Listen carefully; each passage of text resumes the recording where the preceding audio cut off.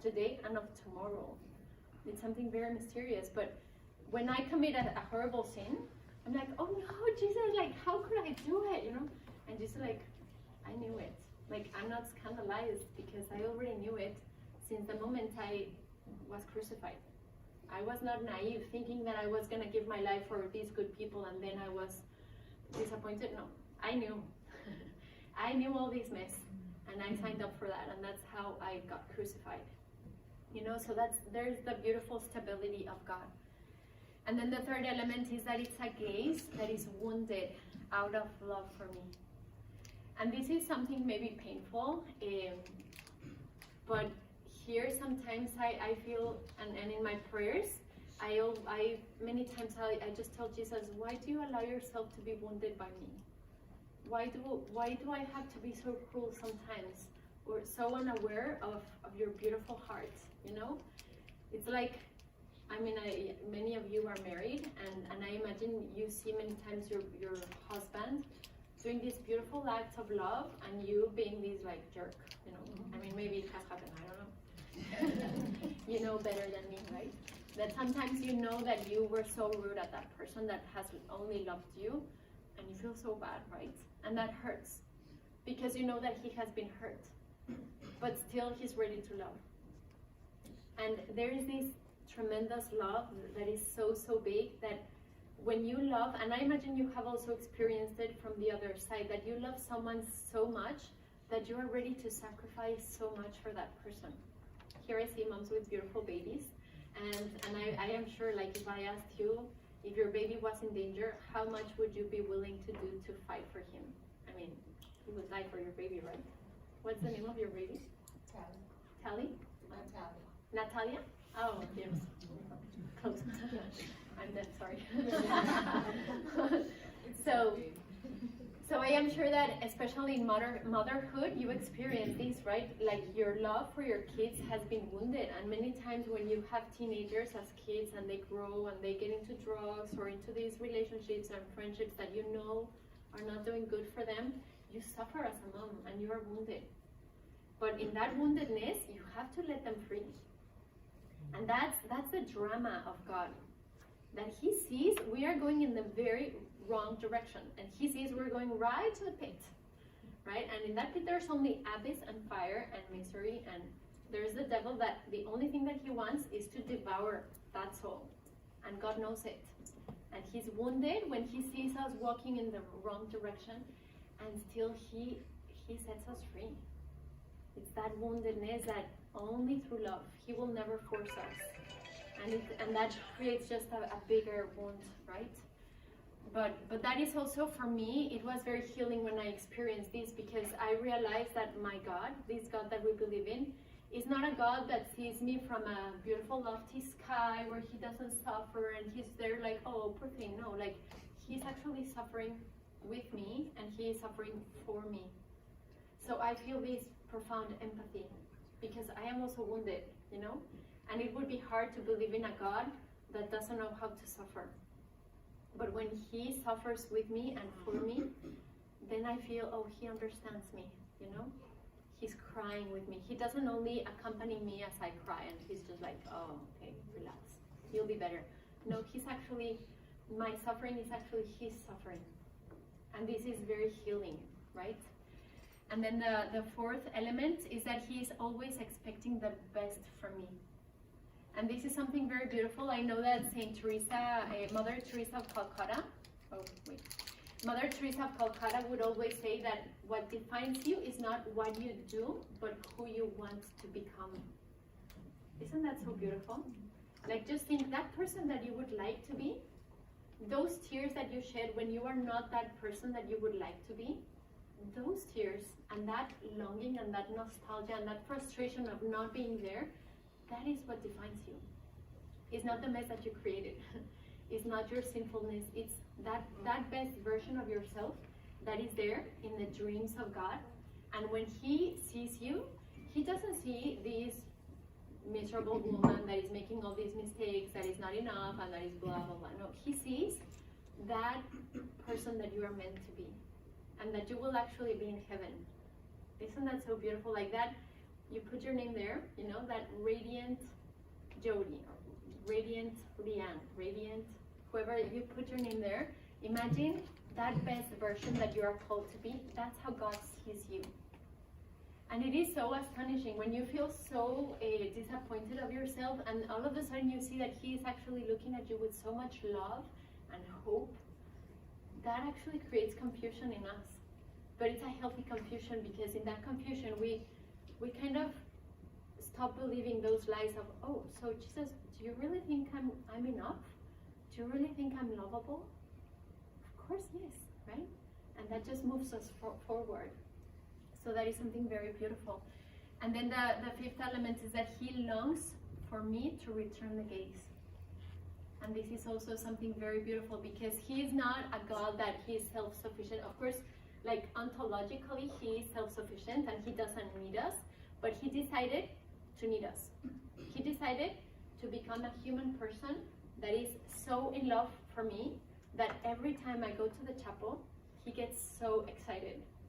When I enter into prayer in maybe in my bedroom, in that little corner that I have in my house, like a prayer corner, and when I go, or when I just say His name as I am driving, He gets excited. And He's actually like, wow, she's looking for me. She's calling me. She wants me in her life. It's like this man that is so in love with you that, imagine if all of a sudden you call this guy that he is so in love with you, and it's like, oh my gosh, like she's calling, right? And he gets nervous and he gets excited, and there's this like, that happens with Jesus. Every time you look for Him, and that's the beauty of prayer. That's actually the essence of prayer. It's not so much what happens in your heart in prayer, but what happens in the heart of God every time that I show up. You are an event in the heart of Jesus. And that event is irradiated through His gaze. And then through that gaze you are purified and you are beautified. And when you feel that you are broken, that gaze actually heals you and makes you beautiful, right? I think that with the ladies in one of the sessions, in the previous sessions I shared, right, that it's just a very, very worldly anecdote, but one time my sister, many years ago, she went to this nightclub, and she was there with her friends, and of course you're just chatting, and they were drinking, and they were gossiping, and all these things, right?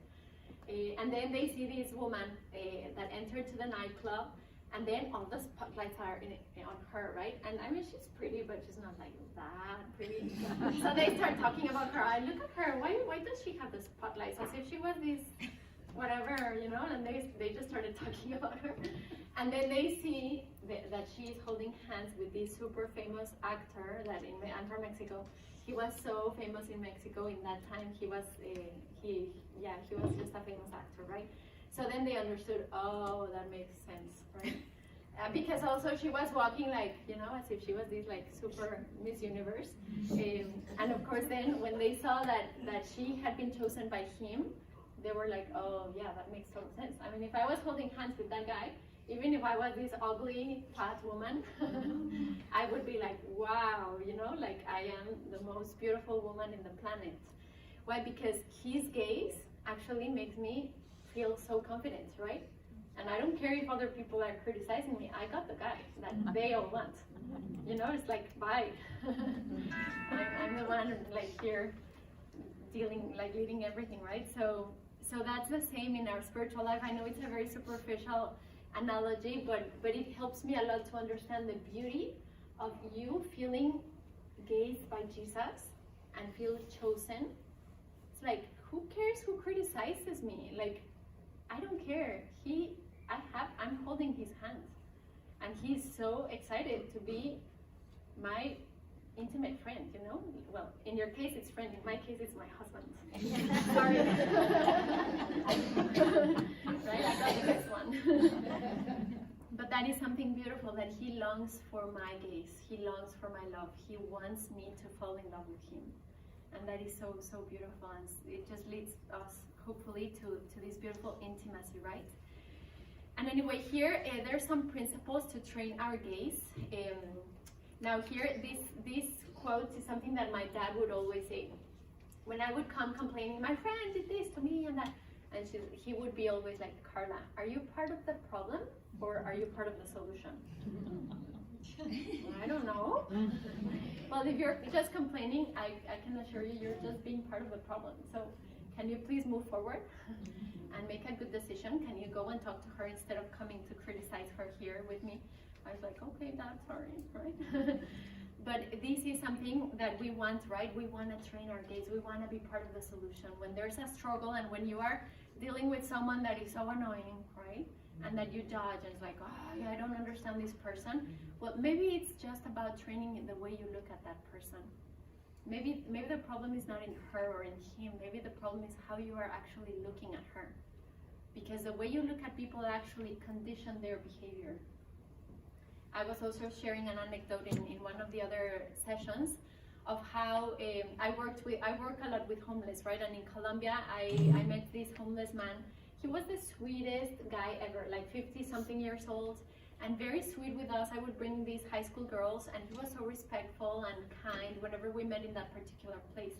But one time I was driving my car, and I saw him passing by because he was homeless, and he looked like horrendous. Like I was so afraid of him because in his gaze, he was like, this guy, like, don't mess with me, and you could tell I was like dirty, but his gaze was this like hateful gaze and aggressive. And so the next time that I saw him in this foundation, hi cutie, how are you? Like, hey Luis, I have a question for you.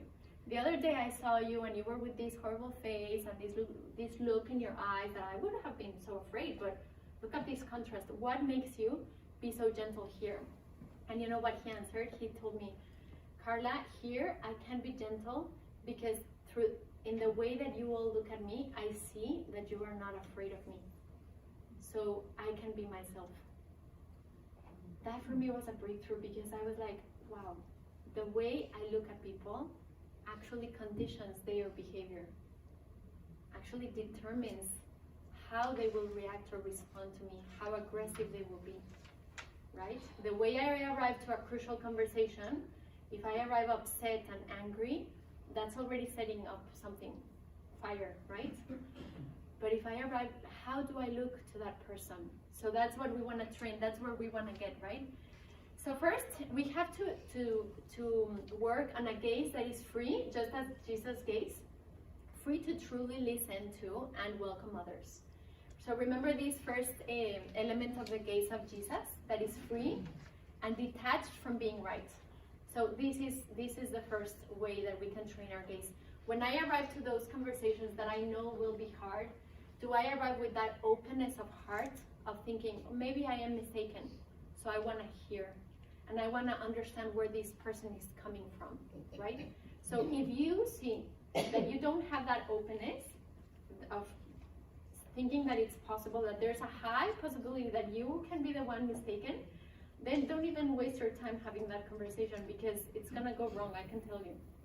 You need this as the first step, right? Like you need to be free to listen. And listen means to allow yourself to be confronted and to allow yourself to be illumined by these other people, right? Then, listening in communication is an openness of heart. This I took it from the Evangelii Gaudium actually, there's a spelling. Which makes possible that closeness without which genuine spiritual encounter cannot occur, right? So you do need that openness and that just to make it possible, to make closeness possible, you need that openness. And then, there's these other three elements, the primacy of questions over judgments. These are terms that I invented. I don't know if you all know, but I wrote a book on the gaze. The problem is that it's in Spanish. So I was having a hard time translating, but I got some people, like, this is not my Mexican translation. It's the best way that some other English-speaking people, when they read my book, they were like, oh, maybe this is the best way to translate it. So anyway, the primacy of questions over judgments. So what does this mean? Sometimes it can happen that we just create or we make assumptions, right? So there was this ad that one time I saw, and it's like this guy that he's in his job and he's driving this cement truck. Those trucks that have this thing that goes. How do you call those? cement trucks. So I guess he was just driving and he starts thinking about his wife and he's like, oh, I'm gonna surprise her, right? So he goes home just to say hi, I love you, and then, but when he parks, he sees this blue Corvette transport, like an amazing car parked there outside of his house. So he's like, what's going on here? So he peeks through the window and he sees his wife hugging this guy with flowers. The guy has flowers. So then he's so upset, right? Because she's cheating on me and she's doing, so then he's like, okay, I'm gonna take revenge, right? And then he goes and he parks in front of the Corvette and he pours all the cement on top of it. And he feels so proud and he enters to the house and then he realizes it's this guy that came to give them the keys because they won it in the lottery. And of course he created all these assumptions and now he ruined his own car. Instead of asking, you know, so let's give primacy to the questions before you react and before you, do you react or do you respond? That's a big difference, right? Reaction is something instinct, right? It's like animals. Animals react. Humans respond. Reaction is an instinct that works for self-defense mechanism. That's a reaction. But the response is not for self-defense mechanism. It's as a gift of love. I'm gonna respond with love, and that is why I'm gonna open the question. Excuse me, honey, are you cheating on me? Like, hello, like, can you tell me, honey, who's this guy that is hugging you and that is bringing the flowers? You know, the primacy of the question and everything. And actually, Saint Teresa of Avila would say 99% of our problems in our relationships are virtual because we build them in our head. They exist in our head, and then she's cheating on me, and I know it because the other day that's what happened, and that's why it's the guy of the lottery. You know? Can you just ask questions to better understand that person and to grow in that capacity of listening? And then the primacy of unity over arguments. This is something that I read from a book that is called Crucial Conversations. That it's a really good book. It's more for companies, but it also works for human relationships. And there he says, so let's say you have a problem with your husband, right?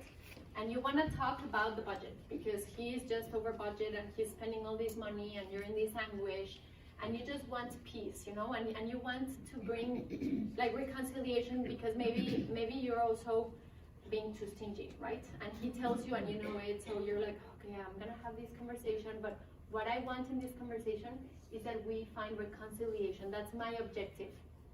But then you arrive there and, honey, I just want to see how can we deal with this because I feel that you know, sometimes you're spending too much and maybe I'm also sometimes stingy. And then he says, oh yeah, you're so stingy. Well, and then we deviate, right?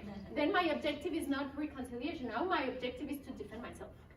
I'm not stingy, no, you did this and this and that the other way and you're this and that, you know, and what was the objective? That conversation was not for you to defend yourself from all these things. Your objective was unity. Stick to that. And if you see that you're getting like, you know, like when you start feeling these bubbles in your liver, that happens to me. In my belly, I start feeling this fire when I'm very passionate, right? And sometimes I do get angry. So it's sometimes like, okay, no, let's talk later, right? And it's okay that you do that. Because right now I'm just getting so upset and I prefer that we talk later. Give me some minutes, right? And you go to the bathroom or something. But stick to that main idea, to that main objective that you had. And then the primacy of safety over self-defense. This is also something that I read from that book, also Crucial Conversations, where he was saying, whenever someone doesn't feel safe, they will either fight or flight. They will become violent, and they will become very silent, right? So you have to take your thermometer to that conversation and be testing how is the environment. This conversation is crucial, and I'm trying to do it the best way possible, but all of a sudden he's so quiet. So then he doesn't feel safe. Like silence or violence are two indicators that the person doesn't feel safe. So you have to do something, because the foundation for that conversation is that you both feel safe, right? So if you are starting this conversation and you feel that he's becoming violent, what are you gonna do? Stop for a second, what are you gonna do to, like, you know, rewind? Let's start again. I'm sorry if I made you feel that I said this. I didn't mean that. Sorry, really. You know, like, you can just be aware of that. When I read this, I remember it helped me a lot. It's not that now I'm expert, but at least I learned this stuff. Okay. And then, well, I guess we won't have time for this. We will leave it for next time. But yeah, I don't know if you have any questions, any reflections that you would like to share here. If not, we can go directly to the small group discussions, right? Right now you have that, or was it an encounter? What You can take some moments. I mean, honestly, we're on God's time. Yeah. Yeah. Okay. Well, I mean, this is a whole topic, so actually, well, I can explain it. Yeah. I can just explain it, and then again, this is a translation that I created. It's just terms that I had to invent when I wrote my book. But the 3D gaze, what I mean with this is when you are in the middle of a conflict, something that I have found very helpful, and that actually I've seen many psychologists go to this. It's even like a therapy. It's a way of processing wounds or hard, especially woundedness from the past. Let's say that you have this deep wound in your heart because I don't know, when you were little there was this rejection or abandonment or maybe abuse, whatever it may be, right? You name it. And maybe it has been difficult for you to forgive. And when that happens, it's very healing to go to this technique. Now, when I explain it, please know that I don't recommend that you do it by yourself. I recommend that you are accompanied in spiritual direction, and that you do it only if your spiritual director thinks it's a good idea, because there are some psychological processes that can be triggered in a negative way if you don't have the right accompaniment, okay? But either way, I'm gonna share it with you, just so that at least you see the different perspectives that we can give to our own woundedness. So it's called 3D, the 3D gaze of God, because there's 3 dimensions of our wound, right? It's you, the first dimension, how you experienced that painful moment and how it hurt you. Maybe there was someone else that hurt you. The second dimension is that other person that was like the aggressor, the person that hurt you. And the third dimension is God that was present and that was seeing this situation. So imagine there's 3 chairs in this situation, right? The chair of you as a victim, the chair where the aggressor is sitting, and the chair where God is sitting and contemplating everything. Now, what would happen, because many times we get stuck in our wounds just because we are always sitting on our chair, and we see everything only through my perspective of I am the victim and I am the one that has been wounded and I've been hurt and I've been, you know, and it's real. Like, it's real. You have been hurt. There has been something that was done to you that was unfair. It's not a matter of ignoring that. Actually, that would be totally harmful for our psychology. We need to validate what we experience as victims of other people's aggressions or rudeness, you know. But then also it is very healthy that we also try to go and sit for a moment on the chair of that person that was being aggressive, right? Because just as it would be easy to, for example, to judge the sinful woman, oh, she's just a prostitute, right? Oh, she doesn't know anything about God. Oh, she shouldn't come to church because she's so far away and she's doing all these things. How can you judge? You know, like, yeah, she's doing something bad. But do you know the history that is behind? In Colombia, I got the privilege of working a lot with prostitutes and hearing their stories. It was heartbreaking because many of them were forced into prostitution. And many of them, actually, here in Kensington, I met this guy that he was grieving his wife, that she died because they killed her, but then he told me all the story that she was a drug addict, but she never wanted to be a drug addict. But when she was 14 years old, her dad was a drug addict, and he needed drugs for him, right? So he said, how can I get money? Well, I'm gonna put my daughter into prostitution. But because I cannot force her, because she's this feisty girl, I'm gonna inject her with heroin until she becomes addicted.